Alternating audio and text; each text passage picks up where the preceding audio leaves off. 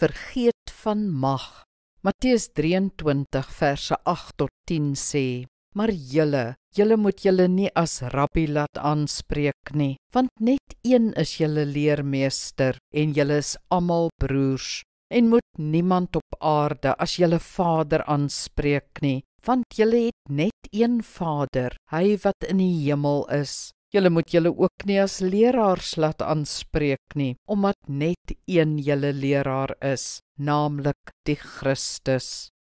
Jesus het baie kritiek gehad op die maghebbers van sy tyd. Regeerders het gewoonlik hulle posisies in stand gehou deur geweld, korrupsie en uitbuiting, en godsdienstleiers, soos priesters en rabbies, was dikwels hoogmoedig en skynheilig.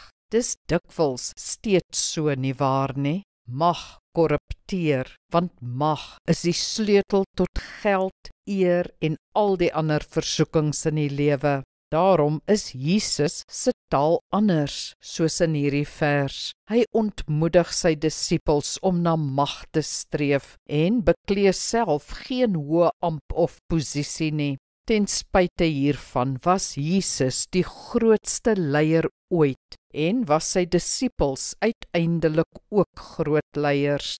Vergeet dus van mag. Streef eerder na etiese, verantwoordelike en dienende leierskap. Word 'n leier. Ja, word 'n groot leier, maar wees volwasse, gegrond en nederig, soos Jesus was.